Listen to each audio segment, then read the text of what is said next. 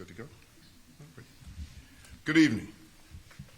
I'm joined here today by Chief of Detectives Antoinette Ursitti, members of the Area 4 Detective Division, Cook County State's Attorney Kim Foxx, Deputy Mayor of Community Safety Garien Gatewood, and 28th Ward Alderman Jason Ervin. We're here today to announce first-degree murder charges against a 16-year-old male offender in the murder of a 73-year-old man, Larry Neuman.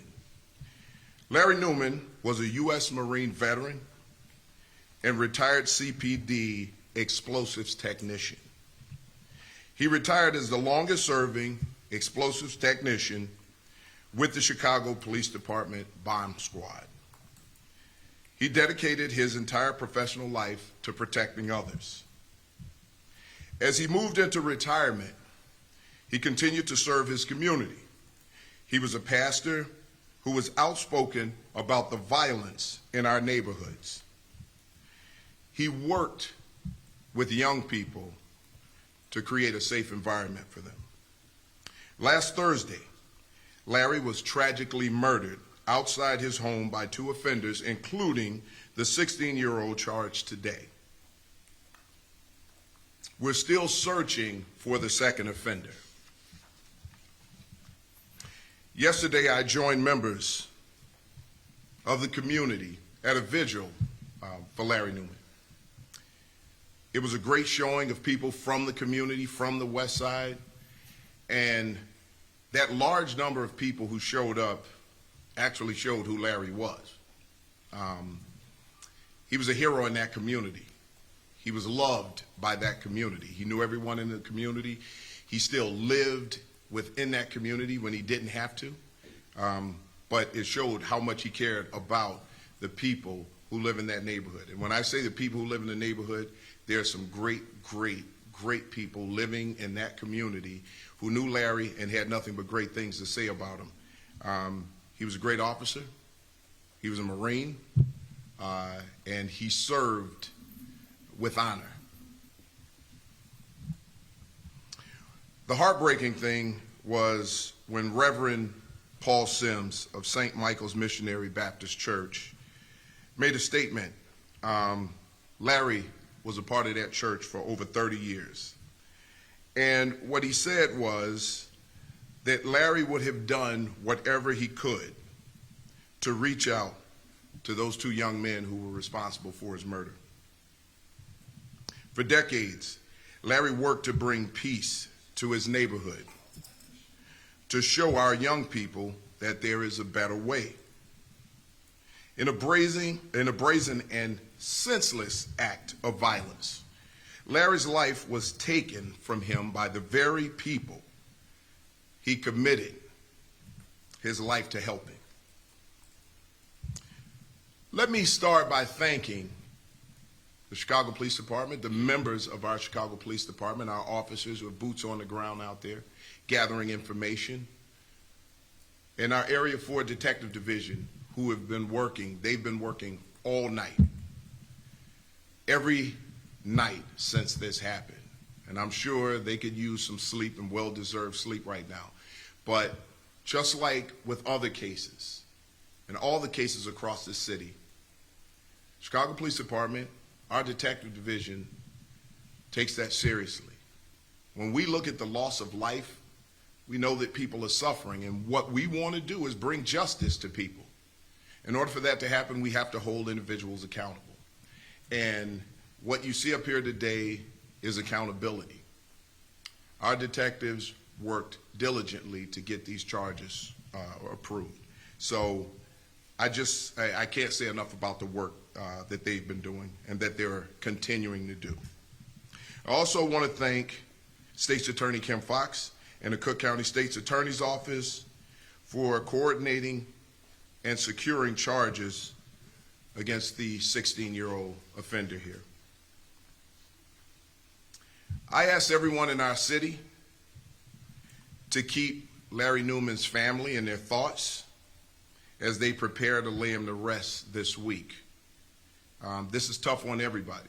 It's tough on CPD when we look at someone who retired from this department he was a person to be proud of. And to tragically lose your life at the age of 73 after retiring from a job where you gave so much every single day as a member of the bomb squad, you never know when your life is going to end. He's been putting his life on the line since he was a child when he joined the Marine Corps. This is it's a tough day, but we're reporting that we're bringing some type of justice to the family. It won't bring Larry back, but hopefully, we can stop another family from going through something like this. So we will carry on Larry's mission. We will continue to honor Larry and other members of any community who has stepped up and tried to do whatever they could to better those communities. With that, I'm going to turn it over to Chief of Detectives Antoinette Ursitti. She's going to give you an update on how the investigation unfolded. Good evening. I want to extend my condolences to the Neuman family as they grapple with this profound loss. For the past 4 days, the Area 4 Homicide Team and members of the Area 4 Technology Center investigating this case have canvassed for information and evidence while combing through hours of video evidence in hopes of bringing accountability and justice in this case. Detectives learned that Larry Neuman was outside his residence paying a worker who was cutting his grass when he saw the two offenders approach with guns. Seeing that these two individuals were armed, Neuman heroically pushed the worker out of harm's way. Neuman then retrieved his firearm from his waistband. The two offenders began firing, striking Neuman. Neuman was able to fire at the offenders, who fled from scene on foot. On Saturday, detectives released a community alert and a video narrative with images of the suspects wanted in this case. This community alert generated multiple anonymous tips, which provided detectives with the identity of the 16-year-old charged today. A member of the Area 4 Priority Response Team also recognized the offender from a previous encounter in May in which he was wearing the same clothes. Yesterday, with assistance from members of the community, this 16-year-old offender turned himself in to Area 4 and was positively identified as one of the individuals involved in the murder of Larry Neuman. The citywide robbery task force also assisted in this investigation. This juvenile offender has been charged with felony first-degree murder. The detectives involved in this case worked quickly but thoroughly to build this case and trace the movements of the offenders before and after the shooting. The community assistance in this case was instrumental in the investigation. The evidence they provided helped detectives quickly secure charges against this 16-year-old offender. I also want to thank all of our partners, including the ATF and FBI Chicago field officers and the Chicago Police Memorial Foundation and Crime Stoppers, who offered rewards for information in this case. While we have this offender in custody, we are still searching for the second individual involved. We ask that anyone with information to please come forward and submit an anonymous tip at cpdtip.com. With your help, we can hold accountable both individuals responsible for Larry Neuman's murder and bring a small measure of closure to the Neuman family. Thank you. I'd now like to introduce Cook County State's Attorney, Kim Foxx. Good evening. Today, once again, we gather with heavy hearts to announce first-degree murder charges in the tragic murder of retired Chicago police officer Larry Neuman. This Marine veteran dedicated nearly 30 years to protecting Chicago's communities. And even after retiring, he continued to give back to the city that he loved, training agents at O'Hare and Midway to detect explosives and other potential threats. He never stopped protecting the people of this fine city. On what should have been a wonderful summer day, Larry Neuman was senselessly gunned down while mowing his lawn. This act of violence not only took a beloved husband, father, and friend from his family, but it also robbed our community of a man who epitomized public service and dedication. I too want to express my heartfelt condolences to Mr. Neuman's family and all the lives that were touched by him. we should be able to live our lives without fear, or the fear of violence in our homes, on our block. Our home should be a sanctuary of peace, not a scene of tragic and unimaginable loss. What's equally sad is that the suspect in this heinous crime is once again a juvenile, as was the suspect in the recent tragic case of the 7-year-old Jamani Amir, whose murder charges were announced just this past Friday. What is horrifying is that as we bookend our weeks with press conferences like this, that last week it was a child, today it's an elder, and the common thread is other children taking their lives. Summertime Chicago brings incredible weather, festivals, and fun activities, but this season has continued to plague us with violent crime. As the summer continues and beyond, we remain committed to working closely with our partners at the Chicago Police Department for a Chicago that is safe for everyone and that no family has to endure the pain of losing a loved one to senseless violence. I want to once again thank our partners in the Chicago Police Department, the Area 4 detectives, the federal partners who assisted, and to the men and women of the Cook County State's Attorney's Office Felony Review Unit, who also worked alongside these detectives tirelessly to bring us to this moment, another tragic moment. With that, I turn it over to 28th Ward Alderman Jason Ervin. Thank you, State's Attorney Foxx, and thank you to the homicide team in Area 4 for their smart and hard work on this case. I would also like to thank the residents of the West Garfield Park community for their assistance in giving tips that led to the charges that State's Attorney Foxx announced today. Believe it or not, I even received calls all the way from California from residents that used to live in West Garfield Park about information on this particular case. And again, thanks to the community that he loved and the community that loved him for making this happen. And again, this speaks to the love that the West Garfield Park residents has for Officer Neuman and the love that Officer Neuman had for the West Garfield Park community. So again, thanks to the members of the Chicago Police Department for their work on this case, and State's Attorney Foxx and her team for bringing these charges today. Now, while we cannot bring Reverend Neuman back, we can start the process of accountability for those involved in taking his life. Thank you.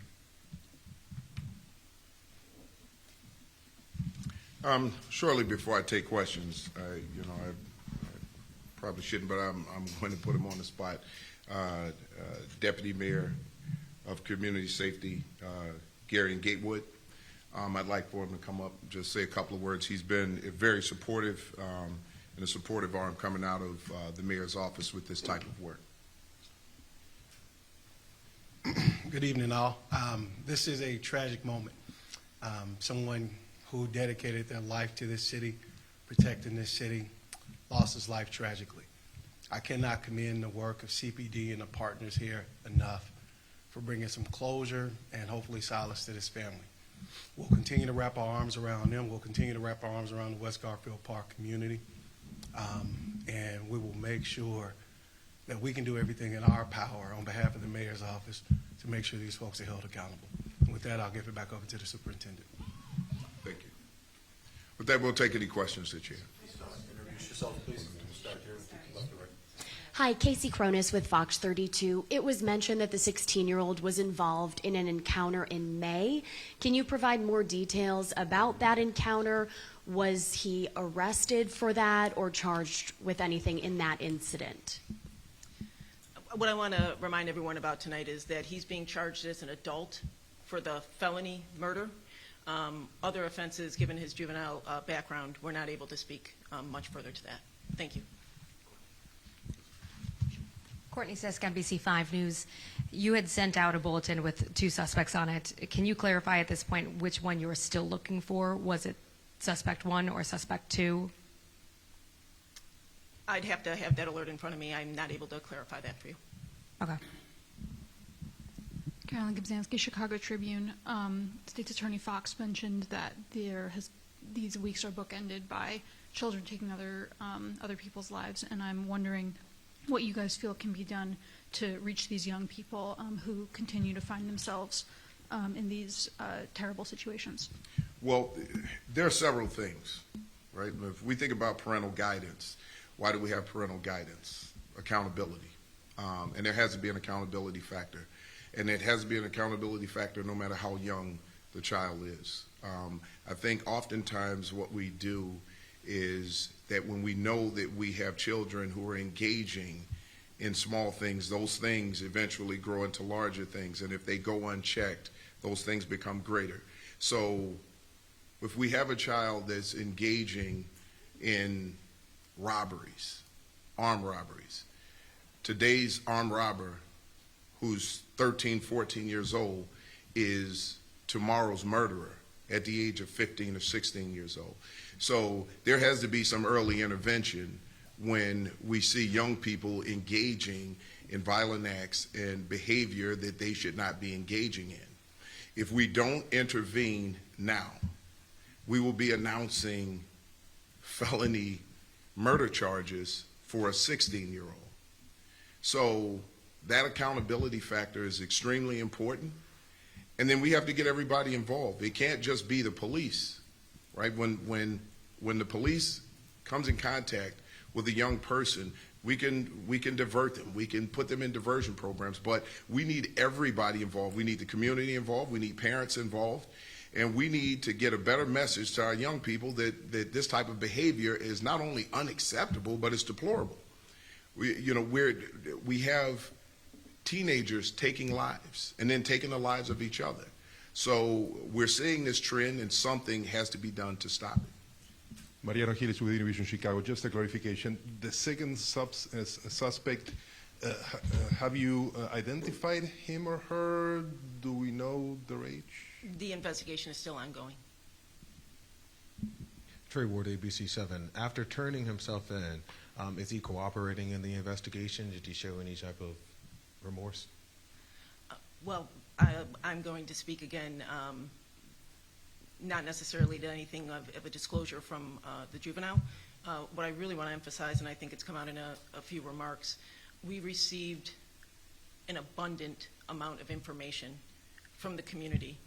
This man was deeply respected, and we were provided so many tips and information that it, in a matter of days, allowed for us to obtain these charges. So I will speak to that.